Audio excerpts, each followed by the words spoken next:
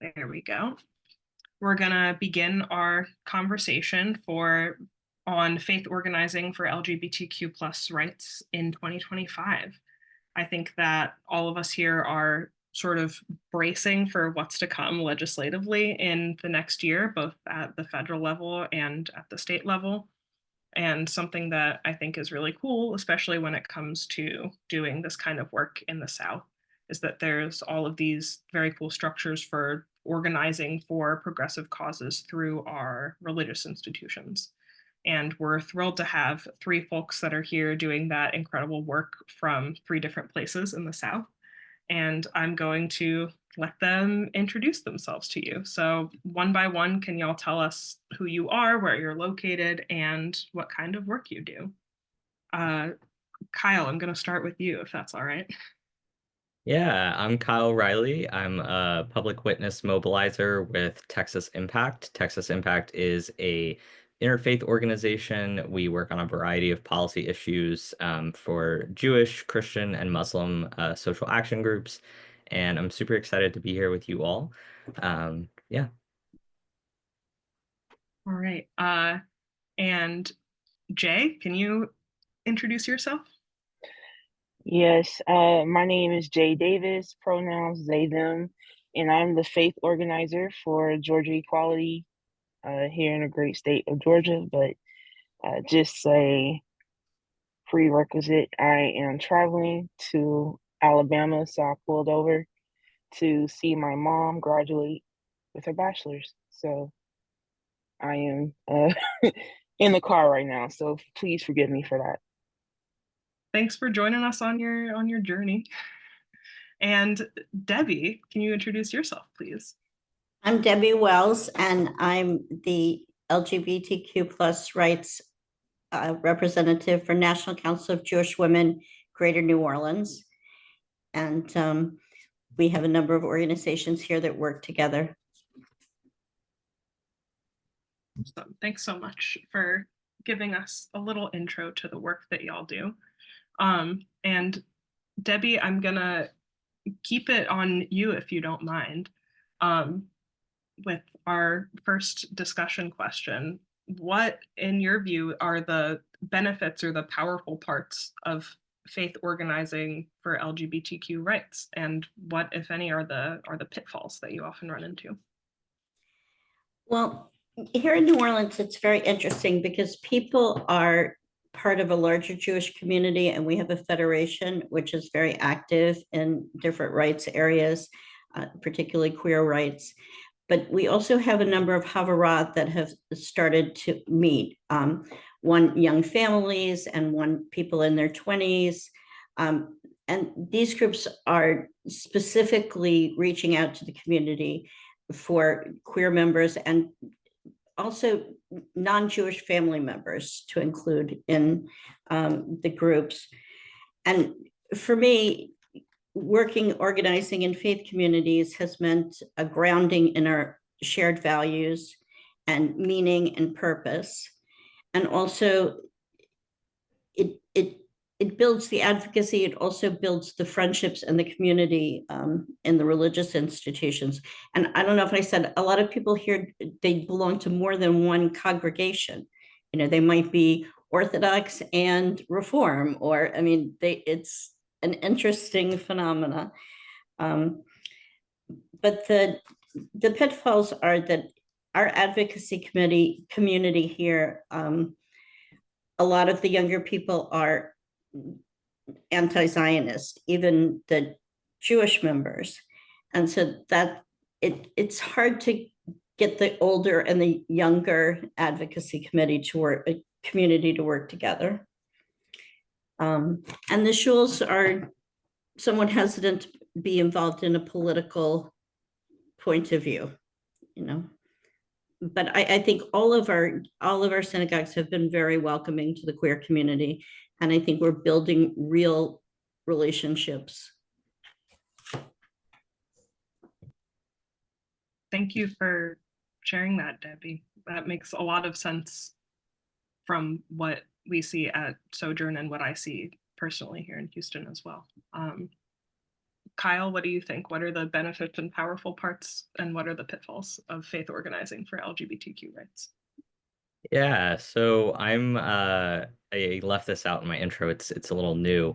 I'm an ordained minister in the Christian church. So I um I became ordained because I believe that faith voices have a powerful role in social justice work. And being a member of clergy is a powerful part of that. And I think that faith voices are so often used for hate and for ideological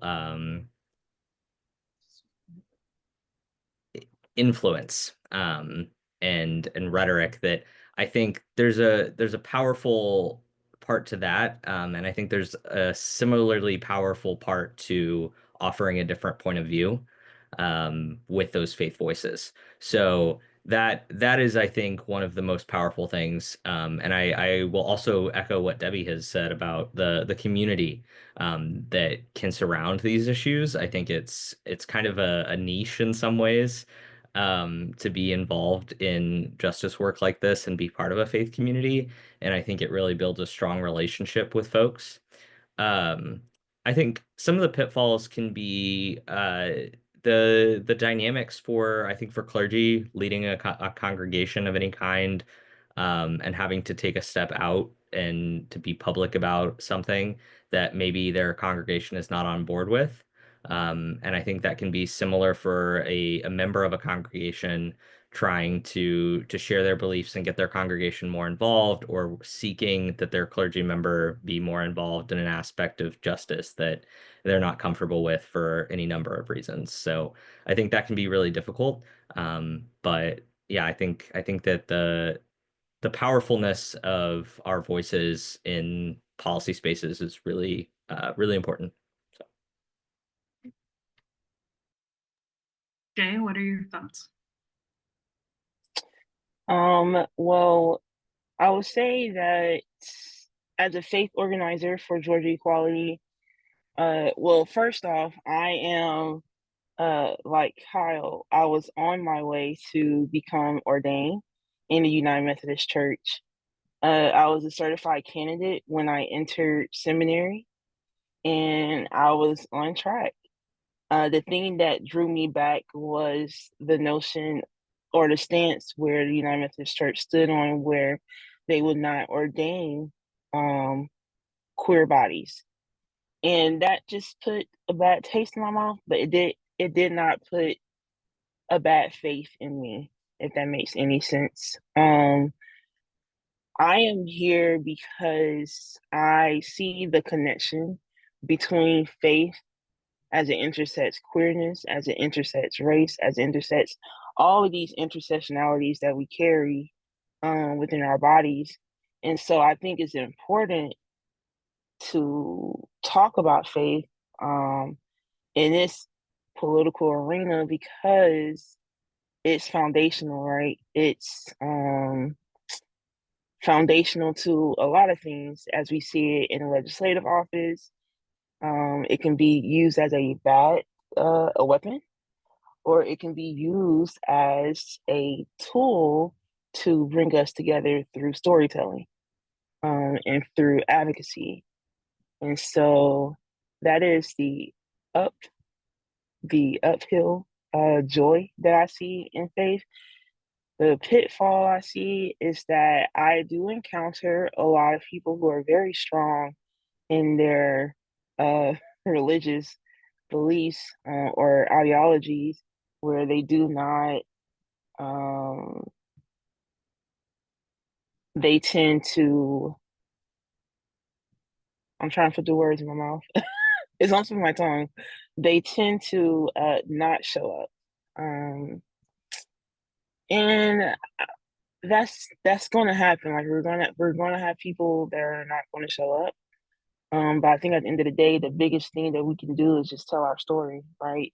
As to why we're here and why we're showing up in these spaces. So, yeah. Yeah, that makes a lot of sense. Thank you for sharing. I'll keep it on you, Jay, for now, if that's okay. What are you expecting to see in 2025 in Georgia when it comes to LGBTQ rights, and how are you sort of preparing faith communities to respond? Well, I'm already seeing a lot of faith leaders and justice leaders emailing me about what to do next. So, actually, next week, I will be moderating a town hall about the Skermeti case that's happening. Alongside, as I'm moderating, the panelists consist of legal advisors, medical advisors, as well as faith advisors, right?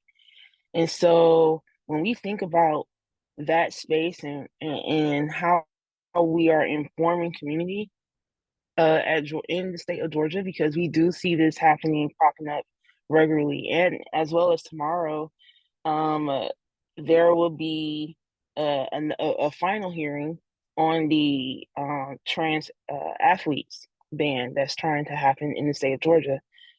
And so there are many things that we're doing here at Georgia Equality. The town hall, we're showing up at hearings, and we're also, our legislative session starts in January, where we will have advocacy training for where all of the organizers in Georgia Equality will be there to help guide. But I am a community oriented person, so I will be partnering with neighborhood church and the faith community, and I'll be partnering with Dr. Kylan Pugh at Neighborhood Church and Tyranny, Minister Reverend Tyranny Ridgely at the Faith Community to bring about a faith and politics town hall.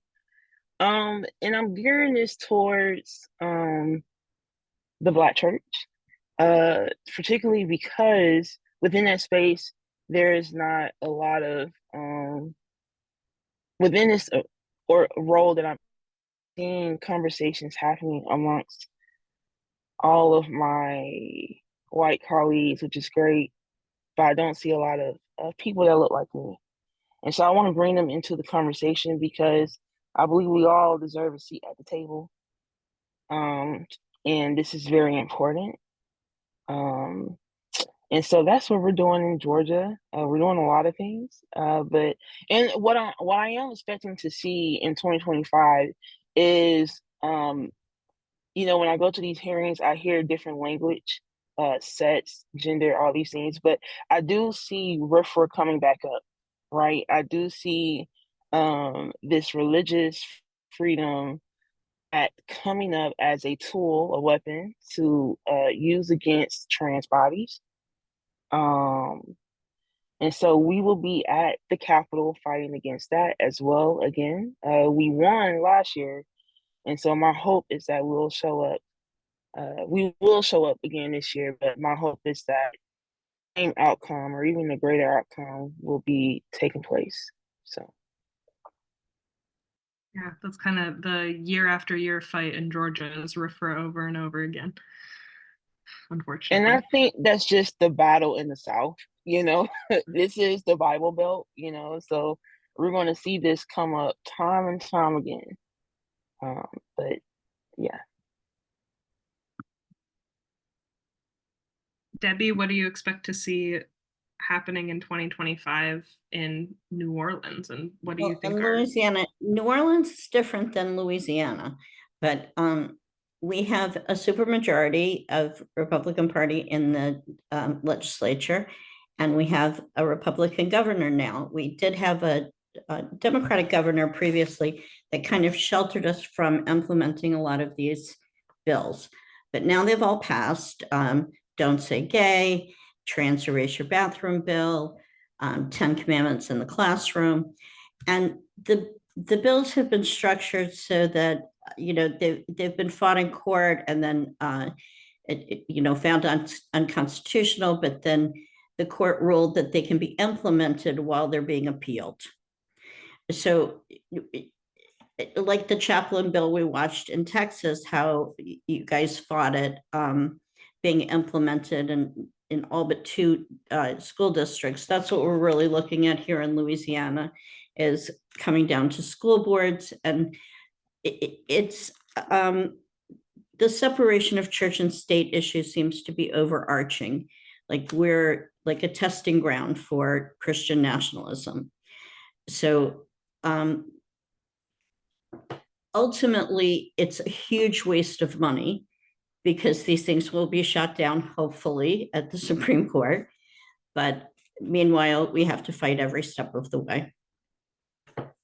And how would you like to see religious communities engaging as you go into that? Well, my current plan is I spoke at the town council in my parish and on the 10 Commandments in the classroom.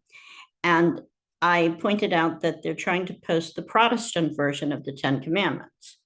We have a large Catholic population, and no priest can bless that version of the 10 Commandments. They've been fighting it for thousands of years.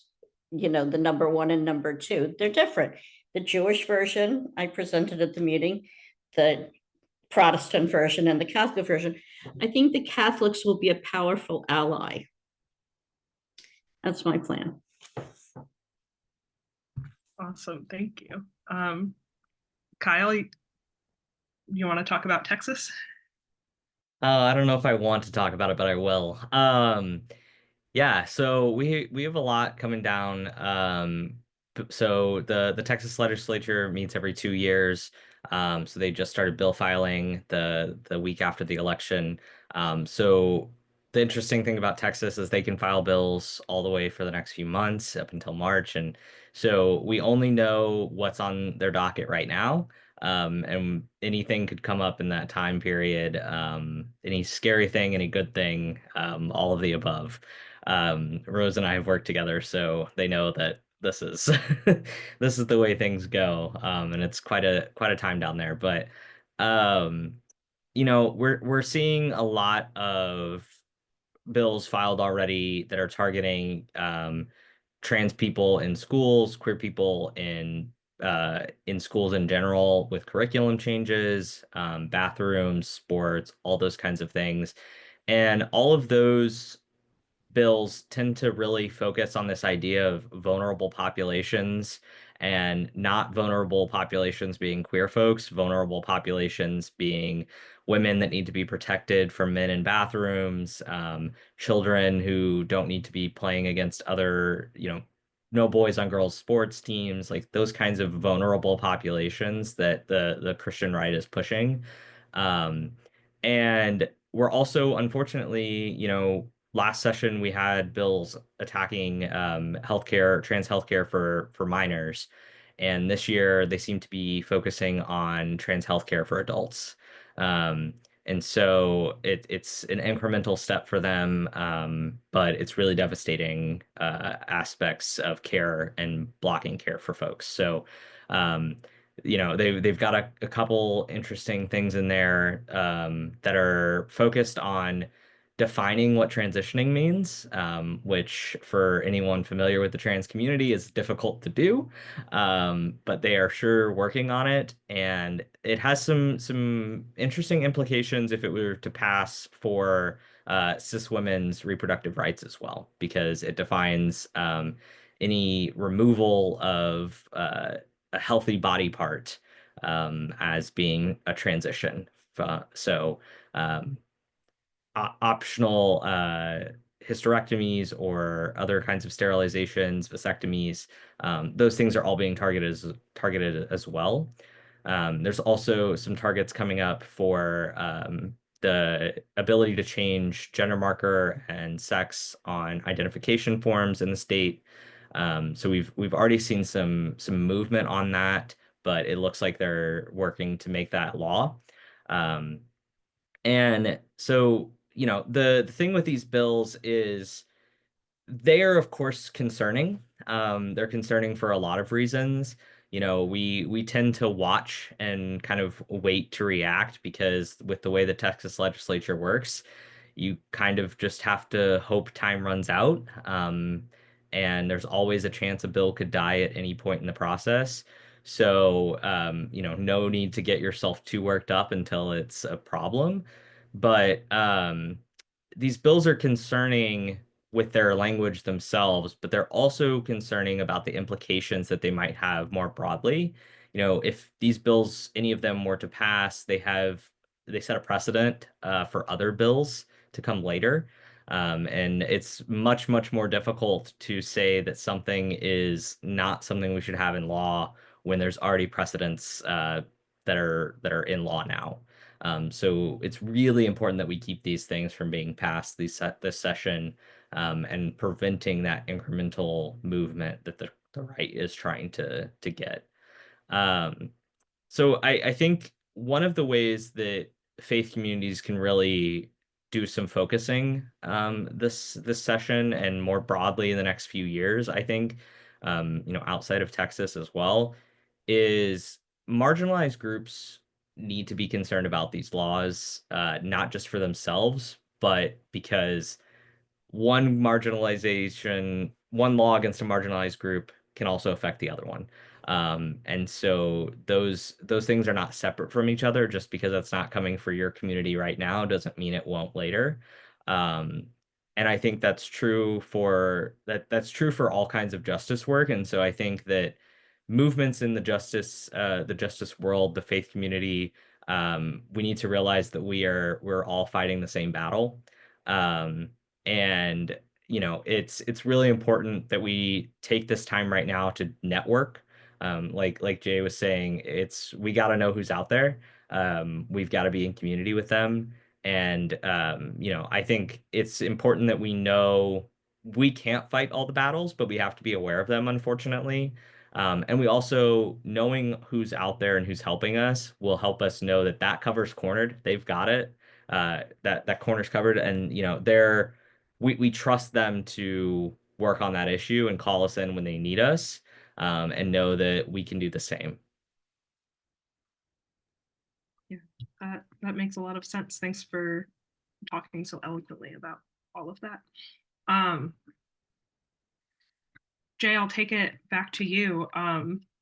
What, if any, teachings from your religion have been the most powerful in getting people to take action for LGBTQ rights? Like, what do you say to people when they ask, why is this something that we should speak to as a faith community?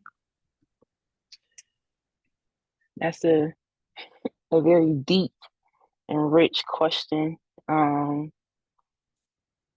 When I think about that question, I first want to echo what Kyle is saying, right?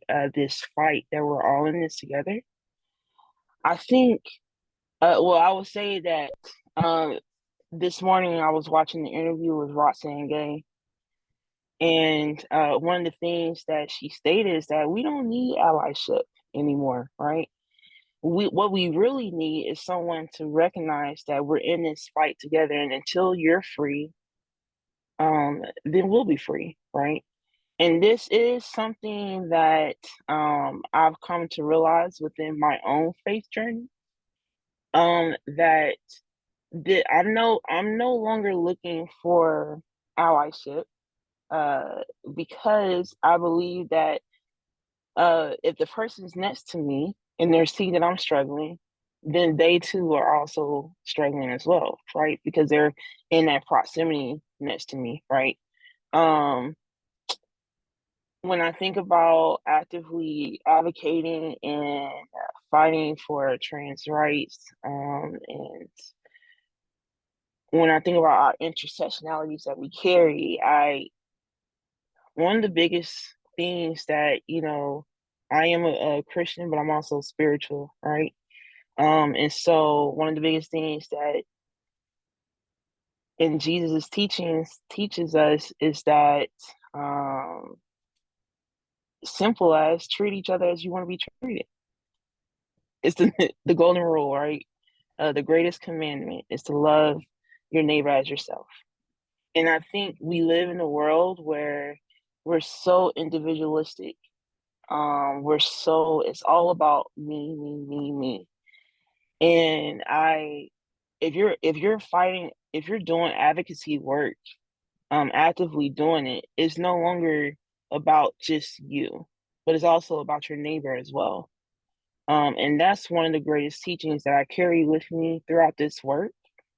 Um, I remember riding in the car with my mom as a little child and seeing the unhoused person on the corner of the interstate. I grew up in Atlanta, and I had just gotten $5 from my grandmother for the summer. She just giving me $5, and I was like, I have clothes on my back. I think I'm okay. I want to give this person $5. And my mom immediately looked at me and said, "No, you need that money to save it for yourself." And I was just like, this person is hungry, you know? This person's in need, and they need it more than I do. And I think that's what advocacy looks like, right? We see our neighbor that's in need, we have to join in with them and try to figure out how to get them out of that need. So that is what my faith teaches me. I don't. Does that answer your question? Yeah, I think that was very well put, and thanks for sharing that story. um, Debbie, what do you tell people from the Jewish perspective in terms Well, of? in general, I think a spiritual practice is essential for anyone who's doing advocacy work because it helps you suffer less. But the value that I always point to is B'Tselem Elohim, every soul, everyone created in God's image. And I once took a class where we studied it was an educational philosophy class to try and find what underlied problems. And all semester, every problem that was presented, it came down to alienation. And ultimately, suffering of others, it does come down to alienation. So when we see the other, ourselves and the other, when we see the other's needs as our needs and the other's freedom, like Jay was saying, as our freedom, then that brings us together to work together. And in Judaism, our values include inclusion, justice, freedom, and the idea of that you cannot stand by when others are suffering.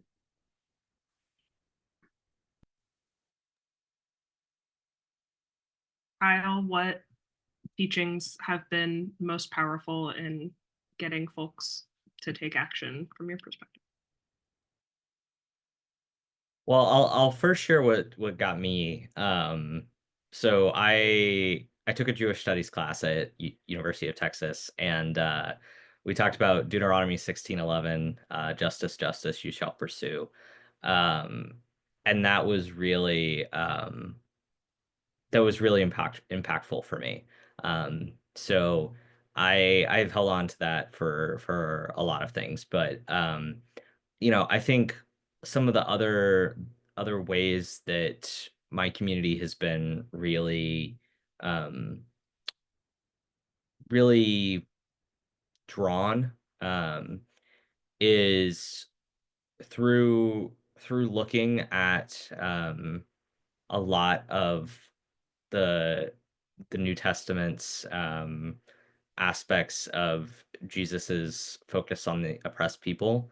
Um, and we look through the Hebrew Bible and find stories of folks who are going through just the worst things imaginable, and they are God's people. And so I think remembering that there's no one who um, is left out of that story, and that we've said it in a number of ways, but yeah, you can't be free if someone is still suffering. And so I think all of those parts of our faith have drawn people in different ways and been really impactful for them.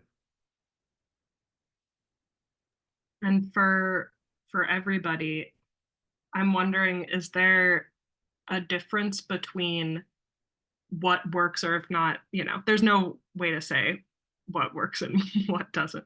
But is there a difference between the language that you use or the teachings that you bring up when you're trying to mobilize people who already agree with you but get them to do something versus when you're talking to somebody who disagrees?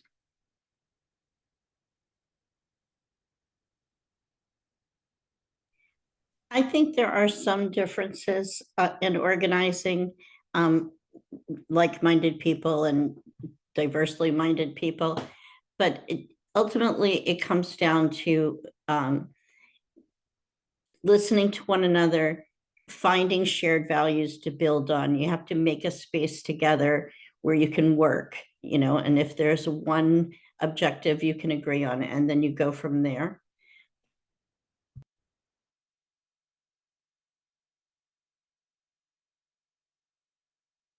And what I had shared experiences, like when you do activities together, what's really popular here is different art programs. And this is great for mixing up our young queer community and our older patron community. And intermingling our children, ultimately, our children lead us in a lot of ways. I teach preschool, mostly religious school, but I like preschool best. I'd say there's definitely a difference for me. So I think that people who already agree are usually just looking for a way to plug in. They're looking for what's going to be the most impactful, and I think they're usually just excited to find a way that their faith can guide them in this and be connected to this process. Because that's so often removed from advocacy work, especially with LGBTQ spaces. And so I think finding a path for that that seems to often be kind of already within them, and to let that out and let that grow, that that seems to be the easiest thing to do is just give them a job and they will work. And I think with people who are not quite there yet, um, they I agree with Debbie. I think the shared values tends to be where I head. We may not agree on aspects of identity, but we can view that people should not be oppressed for any number of reasons, right? And we can agree that we should be working towards the betterment of all people. Um, and so there's a lot of places that we can find common ground, um, that I think is where I tend to go.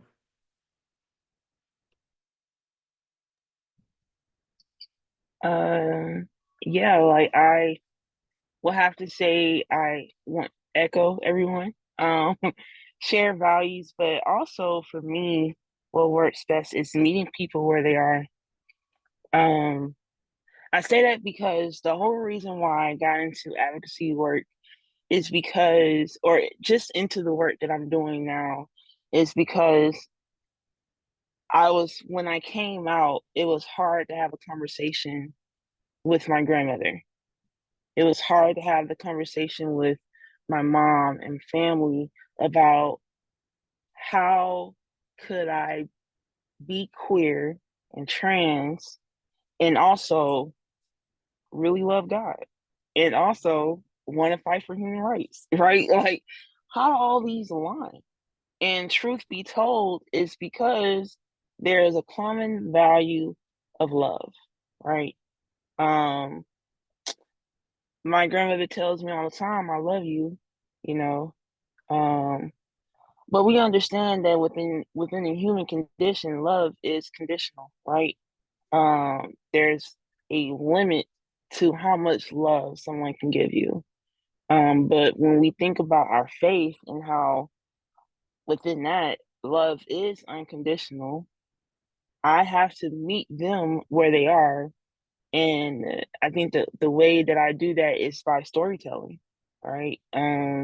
I use that tool of storytelling because I believe that oftentimes we miss who people are because we only have truths or have stories of who they are in our heads, and we don't sit down enough to talk to people. Um, and I think this is how we got where we are, right? It's because we miss who people are, or we refuse to see who people are for who they are called to be, right? And so I use the tool of storytelling. I used to be a teacher, and that was the biggest thing that I did to de-escalate confrontation amongst students. So, yeah, storytelling works best for me and meeting people where they are. Thanks for that, Jay. Um, if we can stay on you for a sec, can you, to switch gears a little bit, can you talk about like what's different about faith organizing for LGBTQ rights in the South specifically? Like, I think we know that there's power in faith voices in the South, maybe more so than other places in the country. And I'm wondering if you can speak to how that shows up for you. Well, I think it shows up differently for me in various ways, right? I'm Black, I am trans, and I am living in the South. I have lived in the South my entire life. Now, I visited Portland, Oregon. I visited Seattle. I visited Wyoming. I lived in those places for months at a time. But it's something about the South that keeps me drawing me back. I think there's a movement, a queer movement that's happening here. Um, I I think the biggest thing that's different though, especially during our election season and going into the 2025 presidency, I think what's different is that throughout this election season, we saw the bigotry come out pretty much alive. Like it was blatantly in our face, and yet people who said they were allies, um, I don't know everybody's votes, but I would say that, I mean, look where we are, right? And I think there is a division that has been drawn in the South now that is more clear than ever. It is both scary, but it's also a lived reality for most marginalized groups. Um, this is something that we've seen daily. And I think the biggest thing that I'm hoping for is that rather than a division being caused to become greater, that somehow we see ourselves coming together. And the reason I say that is because I'm a nerd and I look up things. And one of the biggest things that uh one of the greatest searches that occurred I want to say 2 weeks after the election was, can I change my vote?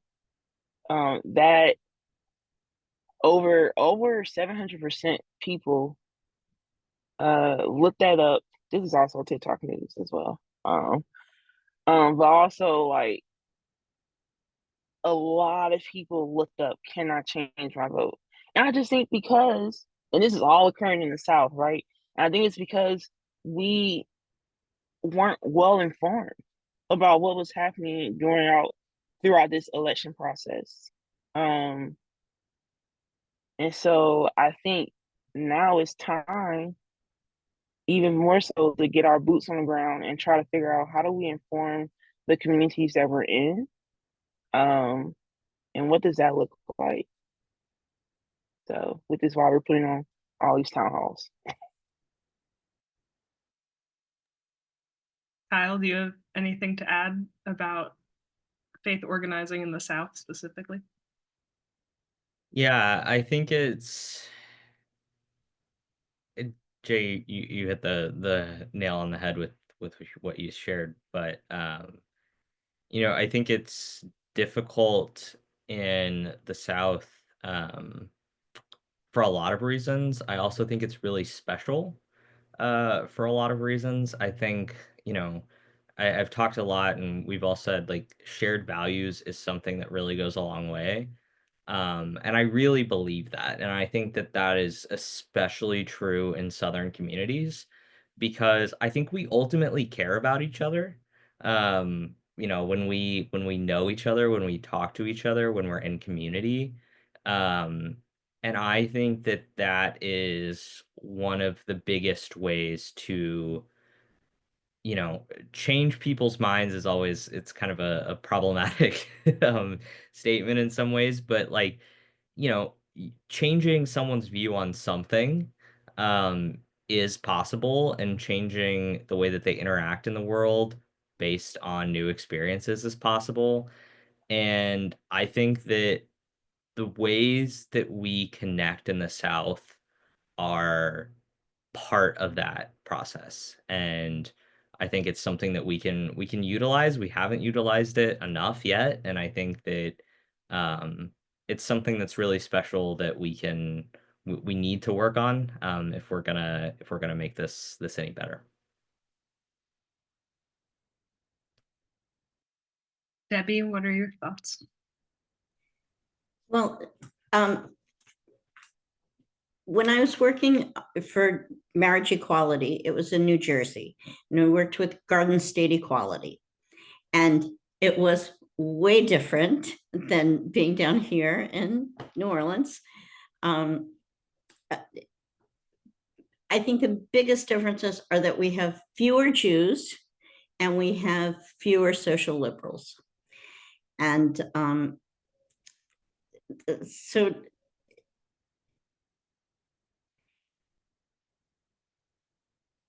I think food is a big thing, always serve refreshments, have an action when you're doing organizing, and intermingling kids. Like I said before, ultimately, this is the way we change the world and you're talking about changing minds,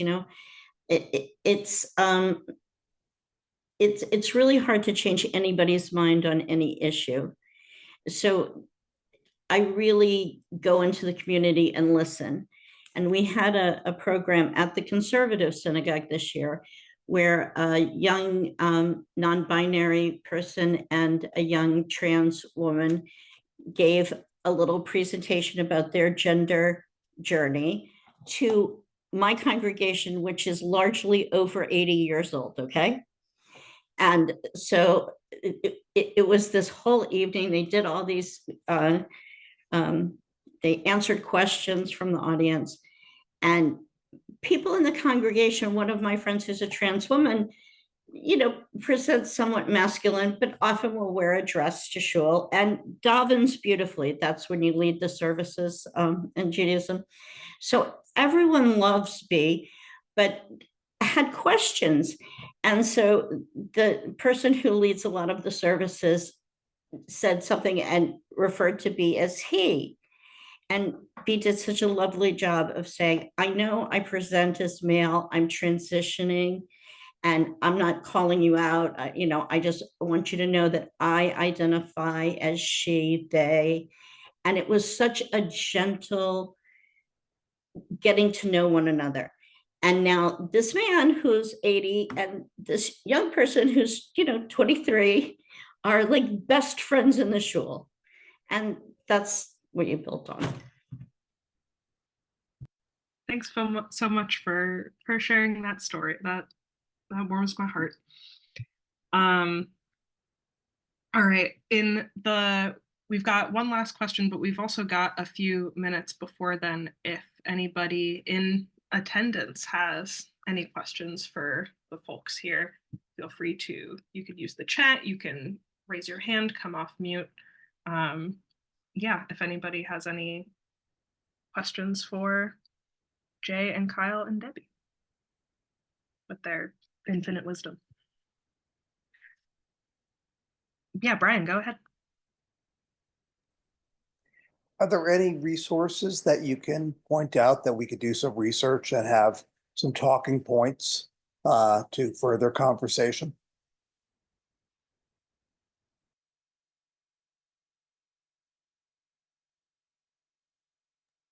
I mean, I've got one. uh, I can send you over the Thrive Coalition put together. It's a couple years old at this point, but we put together a guide for talking about anti-trans legislation through a Jewish lens. And it goes through different types of legislation, and it also goes through, like, the best ways to guide a conversation. So I can definitely send that over to you. I would say that, I'm not sure where you're at in your context, but we have a resource that's called A Matter of Faith. It's about faith and democracy. But I think it's really helpful, for talking to folks about why getting involved with justice work is really important, and how to talk about that with other people, and how to talk about it in a congregational setting. And so I'll drop that in the chat. But we've got a lot of other resources, very Texas specific, but happy to share those.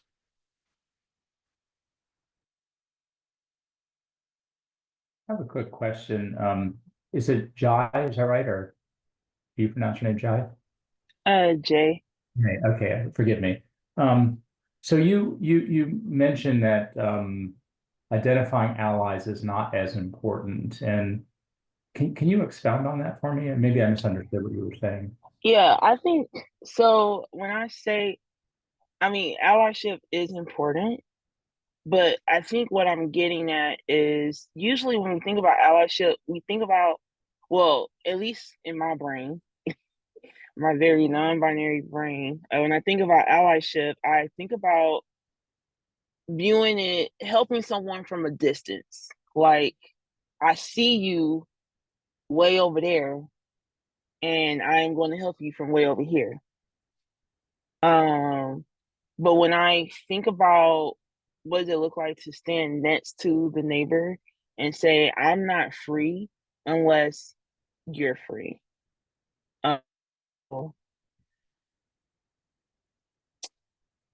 I think one of the biggest examples I can give is when the civil rights movement started, it was not as publicized, right? It wasn't, news stations were not showing all that was happening very publicly until we get to Birmingham, right? Until we see the march on, until we see Selma, the bridge, right? Until we see the march on Washington.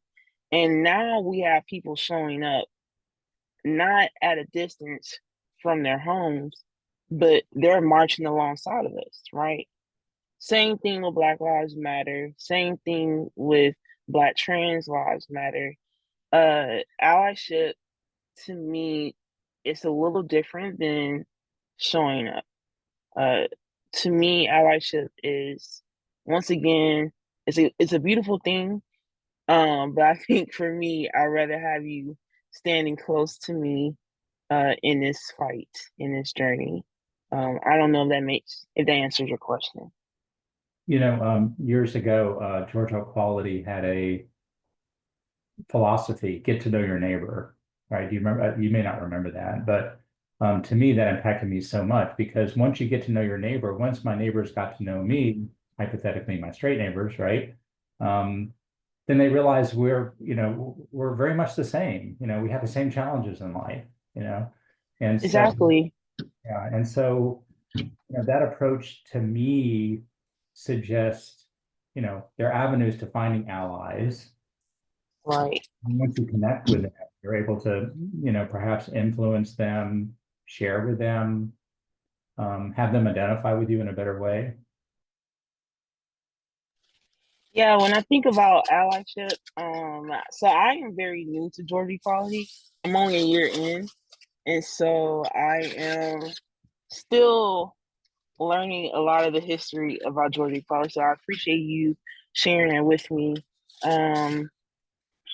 But I think when I heard Roxanne Gay speak about that and the difference between allyship and showing up in person, that was to me a defining moment of what it looks like for clergy leaders, right? For justice leaders, for interfaith leaders to show up at the Capitol alongside rather than, if you choose to, right? So I'm very community oriented, and I keep saying that because it's the truth. And I hope that answer makes sense. Something that we say a lot in Sojourn's work, especially when we're working with congregations, is that reminds me of what you're saying, Jay, is that, being welcoming is more than just saying you're welcoming. Like, you kind of have to put your money where your mouth is. You kind of have to, do the work and take the action and do the steps to show where your values are, as opposed to just saying, oh yeah, I support you. So that resonated with me as you were talking about. Reminds me of the difference between tolerating and embracing. In our last 5 minutes, I'd like to ask our panelists, as we move into 2025, is what are you worried about and what are you hopeful for? Debbie, you want to start? Everything and everything. I am worried about our nation, about our synagogues, our future, but I'm hopeful about our children. Kyle, what about you? Goodness. Everything and everything. No, I'm hopeful that some folks have gotten riled up and realized that they have to do something and they can't sit by while this happens. So I'm hopeful that we've got more people ready to get to work. I am worried. I'm worried about the state of reproductive rights in Texas. That's my issue that I primarily work on. So I'm worried about that. I'm worried about personally the LGBTQ laws in Texas and also federally. There's always the state laws and options for moving to different states that have better laws, but when it comes from the federal level, we start running into a lot more problems. So um, those are some real big challenges that there's not much to do but sit around and work on them and be anxious when you're not. So um, that's where I'm at right now, but I'm also really, really hopeful for, like I said earlier, the community building and the organizing that we have an opportunity for right now. And I think this is the time to, like I said, get those people involved and make those connections to start the long-term changes that we really need. And Jay, what are you worried about and what are you hopeful for? Well, everything. I'm just echoing everybody. I think the thing I worry about the most as it relates to going into 2025 in this presidency era, I think we have to understand that in 2016, we were in the same position, right? But I believe now, as I stated before, the bigotry, the racism, the transphobia, the homophobia, all these things are in our face. And so